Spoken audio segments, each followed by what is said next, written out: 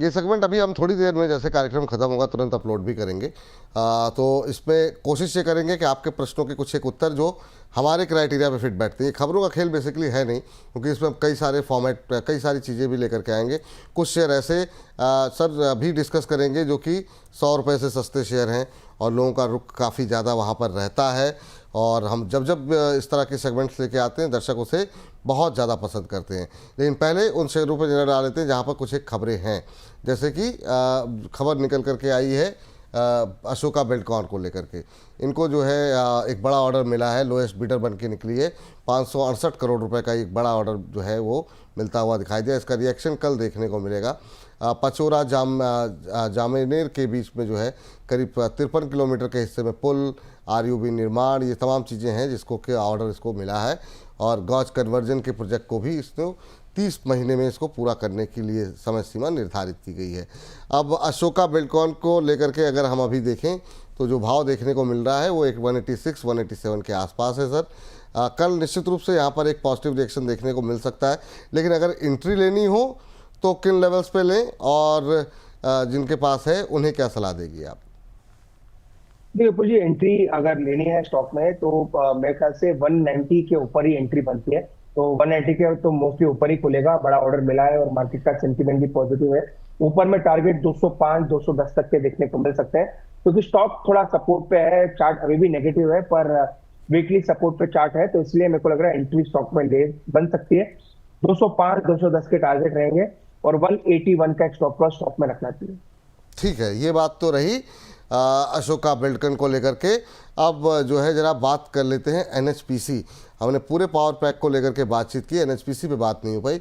बड़ा डेवलपमेंट है कि बीकानेर के कर्णीसर में 107.14 मेगावाट का इनका सोलर प्लांट जो है उसका कमर्शियल संचालन जो है वो कंपनी शुरू कर रही है। ये कंपनी की 300 मेगावाट सोलर फोटोवोल्टिक परियोजना का हिस्सा है, और ये एक बड़ा डेवलपमेंट इस लिहाज से है कि कंपनी एक तरीके से अब हाइड्रो पावर से जो है रिन्यूएबल की तरफ शिफ्ट होती हुई दिखाई दे रही है, और ये इसके लिए एक बड़ा गेम चेंजर साबित हो सकता है आने वाले दिनों के लिए, क्योंकि अब जो दौर बदलता है उसमें जो है रिन्यूएबल एनर्जी पे काफ़ी ज़्यादा फोकस जो है वो जो है आता हुआ दिखाई देगा। 193 मेगावाट जो बाकी है उसके कमर्शियल संचालन की जो तारीख है उसका ऐलान जो है कंपनी बाद में करेगी। सर एनएचपीसी अच्छे मोमेंटम में दिखाई दे रहा है, अभी 84 के आसपास चल रहा है। हालांकि ये रेंज में जो फंसा हुआ है वो रेंज अभी तक टूटी नहीं है, लेकिन ये कभी भी टूट सकती है जिस तरीके से खबरें यहाँ पर डेवलप हो रही हैं। अभी कुछ दिन पहले ही यहाँ पर सीएलएसए की तरफ से एक रिपोर्ट आई थी जिसमें 117 तक के टारगेट दिए गए थे। आप कैसे देख रहे हैं सर ये दो बड़े डेवलपमेंट? ये जो एक तो सीएलएसए की कवरेज है और दूसरा ये जो बड़ा जो मोमेंटम है कि ये अब जो शिफ्ट हो रही है सौर एनर्जी और बाकी रिन्यूएबल एनर्जी की तरफ। तो जी 84 से 86 इसी के बीच में रेजिस्टेंस से पिछली बार भी जब हमारी बात हुई तो ये स्टॉक 80 के आसपास था। जब 85 के आसपास के रेजिस्टेंस की बात हुई, मुझे लग रहा है रेजिस्टेंस के आसपास आ चुका है और तोड़ने के चांस काफी ज्यादा है, क्योंकि वॉल्यूम्स ऊपर में अच्छे नजर आ रहे हैं। तो 86 के ऊपर जैसे ही स्टॉक निकलेगा तो इसके टारगेट 91 तक देखने को मिल सकते हैं, क्योंकि मोमेंटम में है और काफी टेक्निकली स्टॉक मजबूत भी हुआ है। तो यहाँ पे मेरे को लग रहा है जिनके से पास भी होल्ड करें 86 के ऊपर 91 तक के टारगेट स्टॉक में देखने को मिल सकता है। तो करंट लेवल पे अगर खरीदते हैं तो फिर 86 पहली रुकावट, 86 तोड़ता है तो 91, 100 कब जाएगा सर ये? बिल्कुल जी, 100 तक के टारगेट्स नजर नहीं आ रहे हैं। इससे अगर 91 पे निकलता है तो 94 तक के टारगेट आ रहे हैं, क्योंकि मेरे को याद है आपकी मेरी काफी बार इस पर डिस्कशन हुई है। 98 95 96 इसी के बीच में स्टॉक रहा करता था। वहां से ब्रेकडाउन आया, डायरेक्ट 85 पे रुका, 85 पे ब्रेकडाउन आया, फिर बाद में बड़ी गिरावट देखने को मिली और वापस 85 पे आ चुका है। तो पहले टारगेट तो 91 के रहेंगे, उससे बड़ा दूसरा टारगेट देखते हैं तो 94 पे गैप है, वो एक नया रेजिस्टेंस रहेगा। तो फिलहाल मेरे को लग रहा है 91 94 इसी के बीच में पोजिशनल टारगेट स्टॉक में रहने चाहिए। 91 94 तक के टारगेट यहाँ पर हो सकते हैं। पहली रुकावट तो अभी 86 है, वो की लग रहा है कि अभी जो है टूटती हुई दिखाई दे सकती है। कल का दिन जो है ज़रा थोड़ा सा देखना होगा किस तरीके से ट्रेड होता है यहाँ पर। चलिए अगली कंपनी लेकर के आइए ज़रा जीएमआर पावर।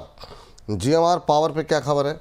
जीएमआर एनर्जी और जीएमआर जनरेशन एसेट लिमिटेड में ये जो है GMR पावर अपना हिस्सा जो है वो बेचने की तैयारी कर रही है और यहाँ पर हिस्सा बेचा जाएगा।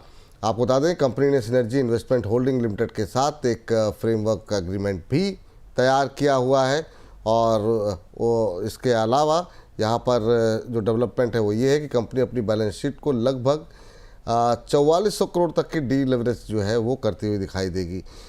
GMR पावर अभी का जो भाव देखने को मिल रहा है सर कैसे देख रहे हैं आप 117-18 के आसपास GMR पावर को अभी क्या करना चाहिए सर?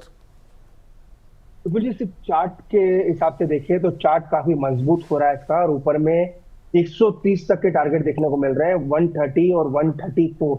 यहाँ तक तो मुझे लग रहा है स्टॉक इजीली जाना चाहिए। मजबूत सपोर्ट जो बना है 108 के नीचे है तो 108 के आसपास स्टॉप लॉस लगाएं, अगर लेना चाहे तो ले भी सकते हैं।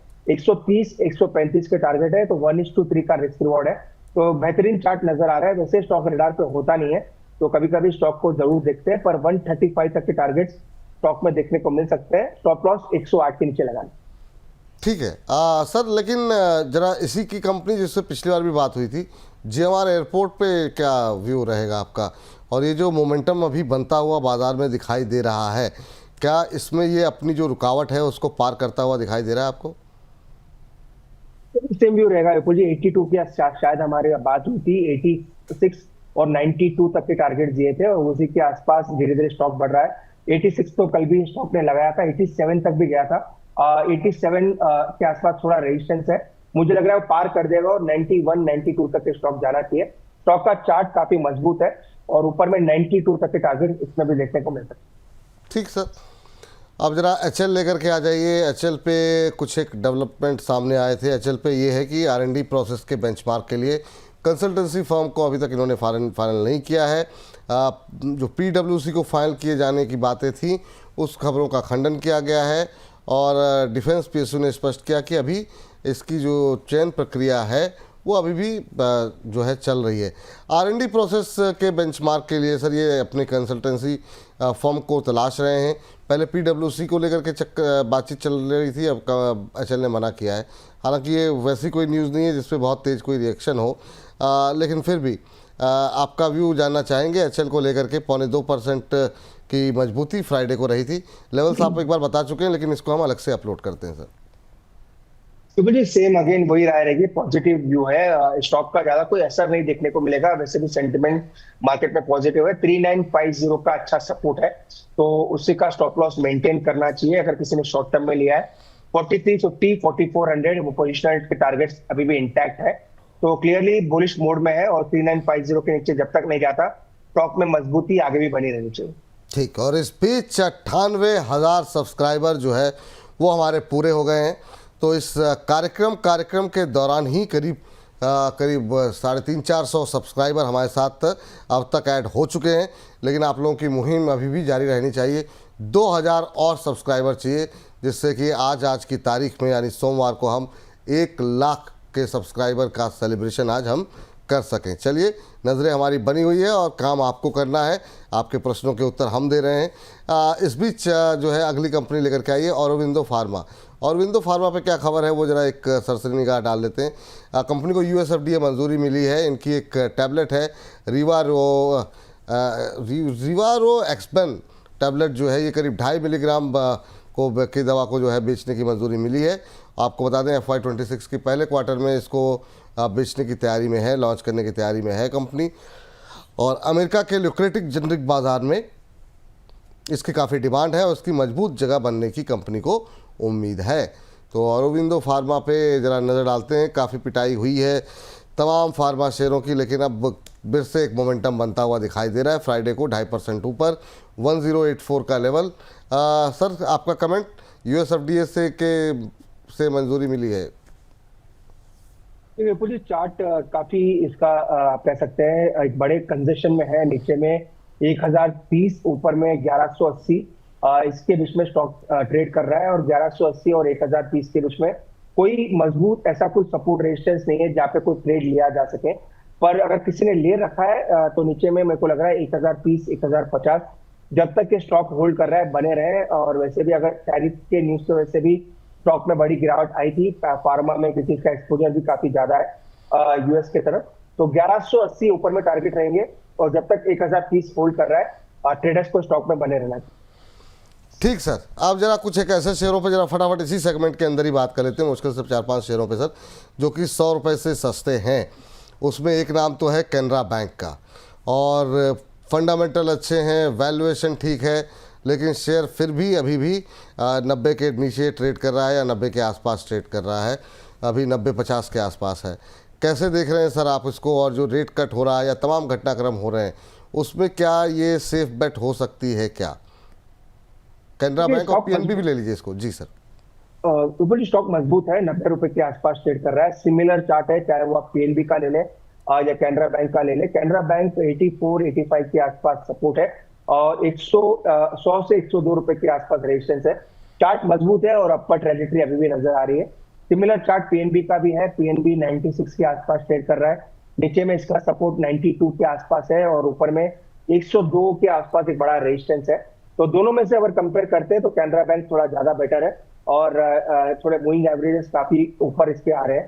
तो दोनों स्टॉक मजबूत है। बाइंग लेवल में अगर दोनों में से चूज करना है तो कैनरा बैंक मुझे लग रहा है, कैनरा बैंक को लेके चल सकते हैं। 98 से 100 तक के टारगेट पे। ठीक सर, एक शेयर जिस पर आपसे हमेशा बात होती है और आप ट्रैक नहीं करते हैं वो है सुज़लॉन।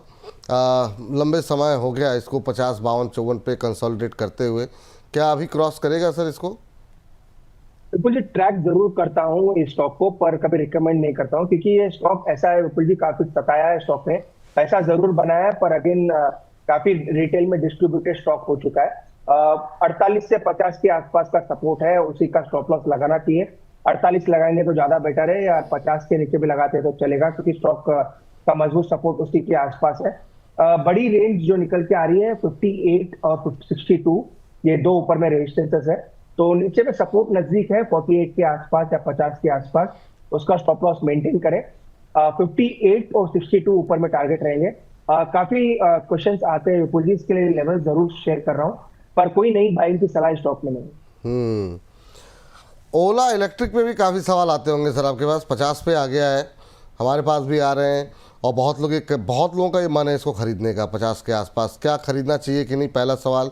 कुछ लोग एवरेज करना चाह रहे हैं, कुछ लोग बुरी तरह फंस गए हैं हायर लेवल पे, उन्हें क्या करना चाहिए? क्या मैनेजमेंट, ग्रुप, ये कोई कंफर्ट या फिर वैल्यूएशन, ये कोई ऐसी स्थिति उत्पन्न कर रही है जहां पर आपको कुछ चीज़ें बेहतर दिखाई दे रही हैं, या अभी दूरी बना करके ही चले ओला से? विपुल जी, काफी चीजें अच्छी भी हुई है, ओवरऑल अच्छे बाइक्स भी लॉन्च किए हैं, पर कहीं ना कहीं आप कह सकते हैं ईवी सेगमेंट में पिक एंड चूज करना ज्यादा इंपॉर्टेंट। अभी इन्वेस्टर्स भी कर रहे हैं, ट्रेडर्स भी कर रहे हैं, स्टॉक में गिरावट आई है, वैल्यूएशन भी काफी गिरे हैं, पर अभी भी आप कह सकते हैं थोड़ी चीजें हैं जो स्टॉक को दिक्कत कर रही है। कंपटीशन जरूर दिक्कत कर रहा है, और जो भी कंप्लेंट्स वगैरह आई थी इनके बाइक्स के रिलेटेड, वो भी एक इन्होंने सॉर्ट आउट जरूर किया है, इससे वैसे भी स्टॉक में गिरावट आई है। पर 45 रुपए के आसपास एक अच्छा सपोर्ट है। तो अगर कोई रिस्की ट्रेडर्स लेते भी हैं, क्योंकि मार्केट में हमेशा से रिस्क होता है, तो कहीं ना कहीं आपको रिस्क लेना भी है, तो 45 रुपए के स्टॉप लॉस के साथ ले सकते हैं। अगर उसके नीचे जाता है तो स्टॉक से एग्जिट कर लें। ऊपर में 62 के आसपास एक स्टॉक का रेजिस्टेंस बना हुआ है। तो थोड़ा रिस्क है, लेकिन एक फिल्म आई थी या वेब सीरीज थी, उसमें मतलब जो है वो सर स्कैम के ऊपर आई थी 1992 के, तो सोनी पे थी शायद, तो उसमें जो डायलॉग था, रिस्क है तो इश्क है, तो वो वाली बात है सर कि मतलब अगर रिस्क ले सकते हैं तो बिल्कुल 62 रुपये तक का 10-12 रुपये के लिए एक 45 रुपये का एक स्टॉप लॉस लगा करके एक पोजीशन बनाई जा सकती है, ऐसा मानना है अरुण जी का। IRB इंफ्रा कब चलेगा सर, या क्या क्या दिक्कत क्या है यहाँ पे? क्या मतलब कर्ज ज़्यादा है, या फिर और कुछ समस्याएं आपको दिखाई दे रही हैं? 44 रुपये के आसपास अभी फ़िलहाल 44-45 के आसपास है, पिछले एक साल में कोई खास रिटर्न नहीं, कुछ नहीं, अभी क्या करना चाहिए सर इसमें? अगेन ये भी वैसा स्टॉक है विपुल जी, जैसे आइडिया मैंने ले लिया, सुज़लॉन ले लिया, IRB इंफ्रा ले लिया, इसमें कोई रिकमेंडेशन नहीं है, क्योंकि ऐसे स्टॉक है जिसमें लोग लेके फंस जाते हैं और फिर दूसरी अपॉर्चुनिटीज मिस हो जाती है। IRB का भी सेम स्ट्रक्चर है, ये भी ऐसा स्टॉक है जो न्यूज पे चलता है, अगेन वापस डिप देखने को मिलता है, पर कोई बाइंग साइड की सलाह नहीं है स्टॉक में। 42 का एक स्टॉप लॉस मेंटेन करें। वैसे तो इसका स्टॉप लॉस 45 के आसपास ही था, उसके नीचे स्टॉक गया, अगेन रिकवरी आई है। फ्रेश जो सपोर्ट बना है 42 के आसपास बना है, उसका स्टॉप लॉस मेंटेन करें। अगेन विपुल जी, कोई खरीदारी की सलाह नहीं है, चाहिए अपॉर्चुनिटी मिस हो जाए पर मेरे को कोई खरीदारी की सलाह स्टॉक में देनी नहीं है। ओला में भी मैं इसीलिए मैं खरीदारी की सलाह दे रहा हूँ क्योंकि वो ऐसा स्टॉक है जहाँ पे मोमेंटम फास्ट बनता है और अगर ट्रेडर अगर रिस्क लेता है तो ही पैसा बनना चाहिए। तो इसीलिए ओला में खरीदारी की सलाह मैंने एक बैक ऑफ द माइंड रखी है क्योंकि वहां पे हो सकता है एक रिस्क रिवॉर्ड फेवरेबल हो रहा है क्योंकि ये सभी के रेडार पे है। कंपनी ऐसी नहीं है कि यहाँ से कोई बड़ी दिक्कत है, तो इसीलिए मेरे को लग रहा है ट्रेडिंग बेट जरूर ओला बन सकता है, पर आईआरबी इंफ्रा में मेरी कोई खरीदारी की सलाह नहीं। आर पावर में रिस्क ले सकते हैं क्या? अगेन विपुल जी, ये भी वो स्टॉक है जो अगेन मैं रिकमेंड नहीं करता हूँ। आर पावर 40 रुपए के आसपास है। टेक्निकली लेवल जरूर नोट करें हैं क्योंकि काफी रिटेल फ्रेंडली स्टॉक है। क्लाइंट्स की पोजीशंस होती है और काफी जगह क्वेश्चंस भी आते हैं, जैसे अपने शो पे भी क्वेश्चन जरूर आते हैं। पर इसको अगर लेना है, अगर लेना चाहते हैं, रिस्क ले सकते हैं तो 36 रुपए के नीचे जब तक नहीं जाए स्टॉक को होल्ड करें। ऊपर में 45 और 48 में टारगेट रहेंगे। खरीदारी की सलाह तो नहीं है, पर अगर किसी ने ले रखा है तो ये लेवल जरूर फॉलो करें। ठीक सर, ये सलाह यहाँ पर निकल करके आ रही है। एक शेयर सर जो कि काफ़ी सवाल आ रहे हैं क्योंकि पावर की बात भी हो रही है और ऐसे शेयरों पे कोई ज़रूरी नहीं है कि कोई पोजीशन हो, लेकिन सवाल आते रहते हैं। जैसे रतन इंडिया पावर करके एक कंपनी है, 9-9.25 रुपये के आसपास का प्राइस है। हमने काफ़ी अच्छे अच्छे स्टॉक्स पे बात की। अब क्योंकि इस तरह के शेयरों पे मैं चाहता हूँ कि बात इसलिए हो जाए कि लोग सवाल पूछते रहते हैं, इसको हम अलग से सेगमेंट अपलोड करेंगे तो लोगों को उत्तर मिल जाएंगे कि ठीक है अवॉइड करना है या खरीदारी करके चल सकते हैं। 3.5% ऊपर की क्लोजिंग हुई थी फ्राइडे को, अभी 9-10 रुपये के आसपास चल रहा है। इसका 52 वीक हाई 21 रुपये के आसपास है। काफ़ी पोजीशन भी है रिटेलर्स की। आपकी टिप्पणी रहेगी कोई रतन इंडिया पावर को लेकर के? अगर विपुल जी टेक्निकली राय दे पाऊंगा क्योंकि ये स्टॉक पे भी अगेन आपने सही कहा क्वेश्चंस आते हैं, कभी बाइंग की सलाह दी नहीं है। जहां से बाइंग की सलाह नहीं दी वहां से स्टॉक भी ऊपर गया था, वो हम मानते हैं, पर अभी भी बाइंग की सलाह नहीं है। पर 8.5-8 रुपए के आसपास सपोर्ट है, उसका स्टॉप लॉस लगा ले। मेरे को पता है काफी लोग स्टॉप लॉस नहीं लगाएंगे क्योंकि पेनी स्टॉक है और यहाँ से काफी लोगों की पोजिशन इसमें ऊपर के लेवल्स पे ही बनी है। स्टिल 8 रुपए के आसपास सपोर्ट है, अगर कोई स्टॉप लॉस लगाना चाहे तो लगा ले। बाकी नई खरीदारी की सलाह स्टॉक में भी नहीं है। आखिरी के 2 सर स्टॉक्स, उसके बाद इस कार्यक्रम को समाप्त करेंगे और वो इसी थीम के अंतर्गत हैं। 100 रुपये से सस्ते शेयर हैं, लेकिन क्या मानसून की फिट में, मानसून के नज़रिए के हिसाब की थीम में ये फिट होते हैं? एक तो है नेशनल फर्टिलाइज़र जो कि 76 रुपये के आसपास ट्रेड कर रहा है और फ्राइडे को फर्टिलाइज़र शेयरों में अच्छा मोमेंटम देखने को मिला था। और दूसरा है जैन इरिगेशन जो कि 52 के आसपास चल रहा है। और अगर जो स्काई मेट की जो भविष्यवाणी है कि मानसून बेहतर रहता है, तो क्या ये वो शेयर हैं जो कि जिस पे की नज़र बना करके चलनी चाहिए? नेशनल फर्टिलाइजर 3.25% ऊपर बंद हुआ था। तो मुझे एनएफएल में जरूर रिस्क ले सकते हैं, स्टॉक अच्छा है और स्टॉक गिरा भी है। और वैसे भी अगर फर्टिलाइजर स्टॉक में मोमेंटम आता है तो 1 या 2 दिन में ये बड़े रिटर्न दे देता है। वीकली सपोर्ट पे है, जैसा कि हम पहले भी डिस्कस कर रहे थे कहाँ पे आपको स्टॉक बाई करना चाहिए। तो वीकली जो सपोर्ट है इसका 70 रुपए के आसपास है, 70 से 75 के आसपास। 78 आ चुका है, तो मुझे लग रहा है अच्छे लेवल्स पे है। 45 और 78 और 75 इसके बीच में मिलता है तो बाई करें। मुझे लग रहा है इसमें मोमेंटम बनेगा तो 90-95 तक स्टॉक जा सकता है। मुझे लग रहा है स्टॉक आउट परफॉर्म करेगा। जेन इरिगेशन में खरीदारी की सलाह नहीं है, वैसे स्टॉक रेडार पे आता भी नहीं है और टेक्निकली वीकनेस भी है, तो जेन इरिगेशन में कोई खरीदारी ना करें। ले रखा है तो 49 का स्टॉप लॉस जरूर मेंटेन करें। ठीक सर, तो ये राय यहाँ पर निकल करके आती हुई और इसी के साथ इस सेगमेंट को करते हैं यहाँ पर समाप्त।